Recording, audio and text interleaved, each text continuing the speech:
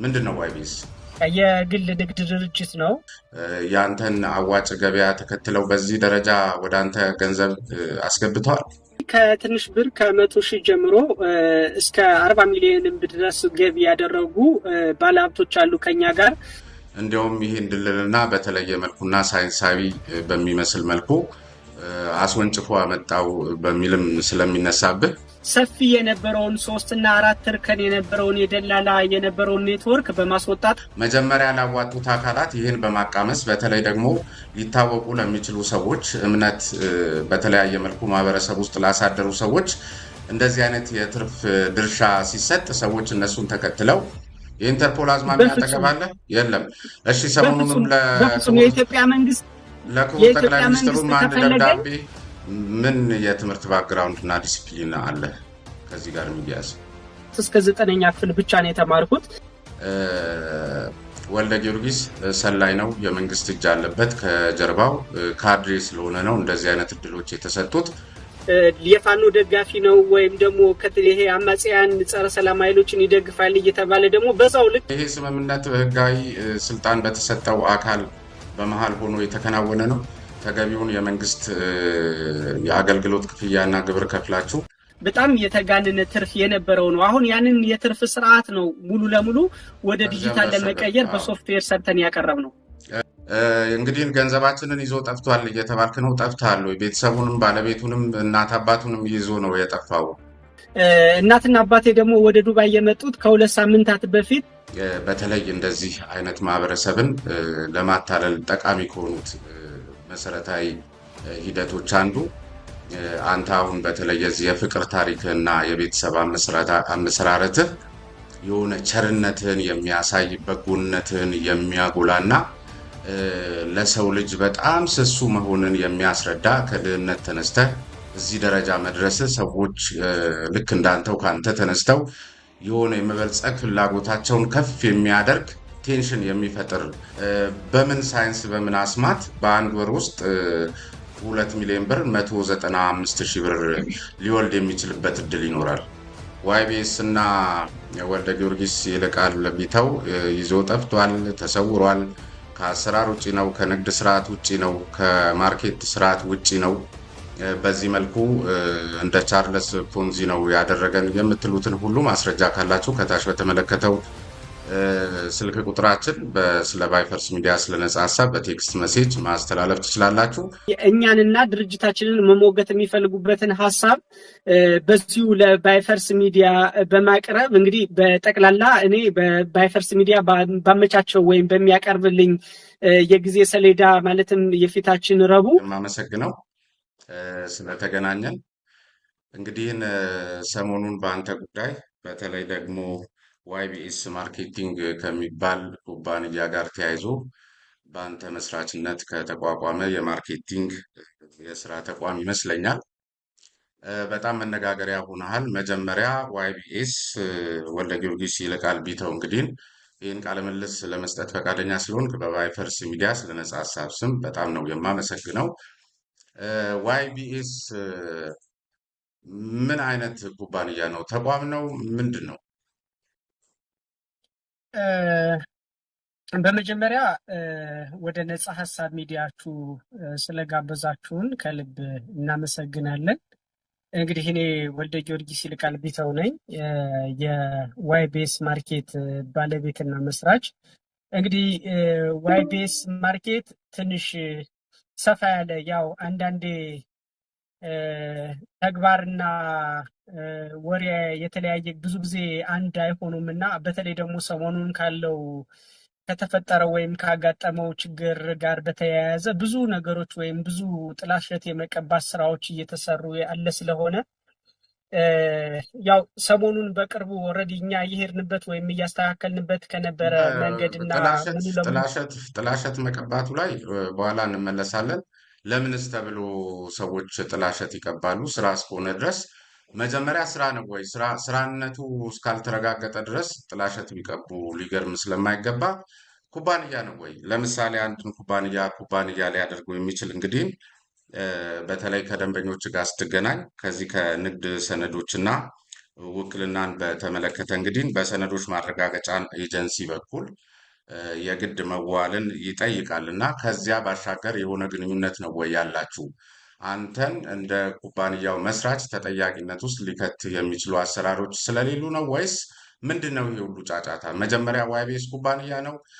የሀገሪቱ የንግድ ስርዓት በአጠቃላይ ሳይንሱም የሚፈቅዳቸው ወይም ደግሞ መሰረታዊ የሆኑ የንግድ መርሆዎች አሉ።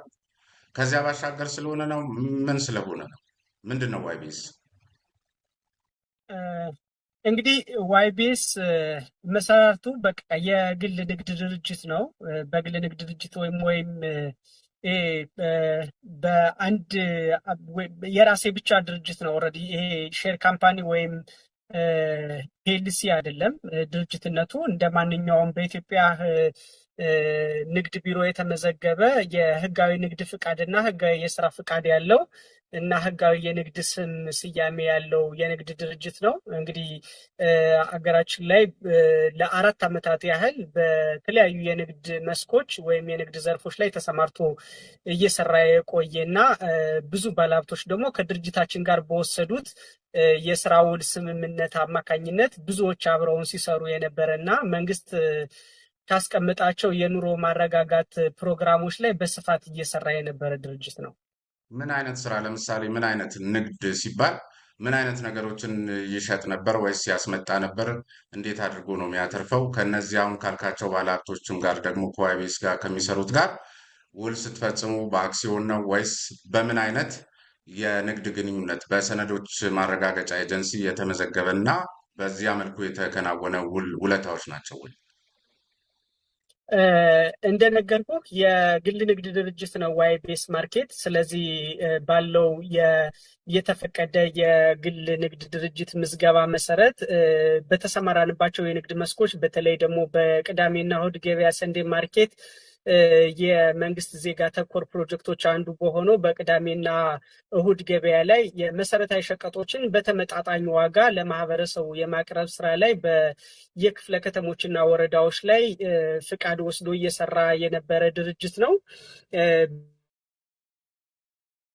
አብረው ከሚሰሩ ባለሀብቶች ጋር በተያያዘ ሰፊ የሆኑ የደላላ ሰንሰለቶችን በማስወገድ ለማህበረሰቡ መሰረታዊ ሸቀጦችን በተመጣጣኝ ዋጋ በማድረስ አብሮ ሲሰራ የነበረ እና ከኛ ጋር አብረው ይሰሩ የነበሩ ድርጅቶች በውልና ማስረጃ ወይም በአክሲዮን ማህበር ወይም በአክሲዮን ሼር ሽያጭ ሳይሆን ከድርጅታችን ጋር በሚወስዱት ድርጅታችን የውስጥ የስራ ስምምነት ወይም ደግሞ የተገደበ የስራ ውል ጊዜው በ6 ወር ውስጥ ወይም በ6 ወር ጊዜ ገደብ የተገደበ የስራ ውል ስምምነት ወስደው ብዙዎች አብረውን ሲሰሩ የነበረበት ድርጅት ነው። ይሄ ስምምነት በህጋዊ ስልጣን በተሰጠው አካል በመሃል ሆኖ የተከናወነ ነው። ተገቢውን የመንግስት የአገልግሎት ክፍያና ግብር ከፍላችሁ ከባለ ሀብቶቹ ጋር እንደዚህ አይነት ውል ስታደርጉ በአዋጅ ስልጣን የተሰጠው የመንግስት አካል አብሯችሁ አለ?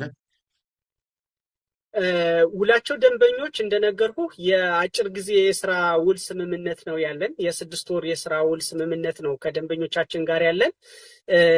እንግዲህ በኢትዮጵያ የውል አሰጣጥ ሂደት ውስጥ እንደሚታወቀው ድርጅቶች በግል ንግድ ድርጅት ስለሆነ ከኛ ጋር የ6 ወር ውልና ከኛ ከድርጅታችን ጋር በእኛ መንግስት በሰጠን የንግድ ፍቃድ መሰረት ማለት በእኛ ንግድ ፍቃድ ከኛ ጋር አብረው የሚሰሩ ነው። የ6 ወር ውል ስምምነት ከሰነዶች ማረጋገጫና ምዝገባ ኤጀንሲ ባሻገር እንዲከናወን የሚፈቅድ የአሰራር ስርዓት ወይም ህግ አለ?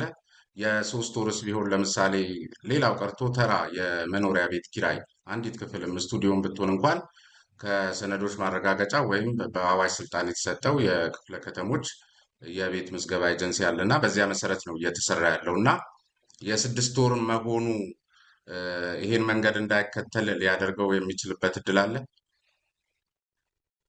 ያው እንግዲህ ሰንዴይ ማርኬት መንግስት ለዚህ ለኑሮ ማረጋጋት የሰጠው ፕሮጀክት ስለሆነ በተለያየ ጊዜ የሚከለስና ዋጋውንም የሸቀጦች ዋጋ ተመን ላይ መንግስት በራሱ ቀጥታ ኢንቮልቭ የሚያደርግበት ወይም የሚሳተፍበት ወይም የዋጋ ተመኑን የሚቆጣጠረው ስለሆነ እንግዲህ የደንበኞችን ፍላጎትና ከኛ ጋር አብሮ የመስራት ፍላጎታቸውን በራሳቸው የሚወስኑበት ስለሆነ የአጭር ጊዜ የስራ ውል መውሰድ ስለነበረብን ድርጅታችን ባለው ንግድ ፍቃድ መሰረት ከድርጅታችን ጋር በግድ ነው የስራ ውል ስምምነት የሚወስዱት። እሺ፣ ስለዚህ አንዱ ከአሰራር ውጪ ተብሎ አሁን ከሚቀርብበት ቅሬታዎች መካከል ወልደ ጊዮርጊስ ሰላይ ነው፣ የመንግስት እጅ አለበት ከጀርባው፣ ካድሬ ስለሆነ ነው እንደዚህ አይነት እድሎች የተሰጡት። አጭበርብሮንም አጭቤው ወልደ ጊዮርጊስ ይህን ሁሉ ገንዘብ ይዞ ሲጠፋም ዝም የተባለበት መሰረታዊ ምክንያት ይሄ ነው የሚሉ አካላት በተለያየ መልኩ ሶሻል ሚዲያውን ሲያጥለቀለቁት ተመልክተሃልና ሰላይነህ ከበስተጀርባ የገዢው ፓርቲ ሰዎች አሉበት? ማነህ?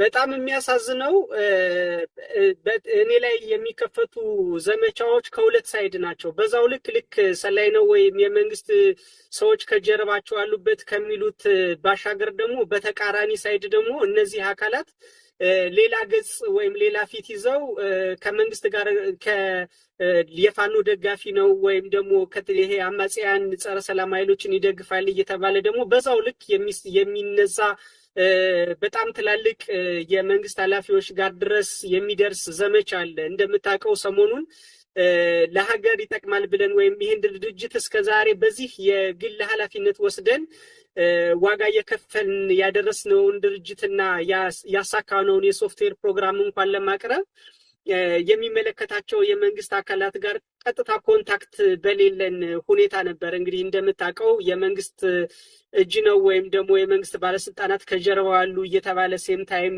ስለኛ የስም ማጥፋት ዘመቻ ይሰራል።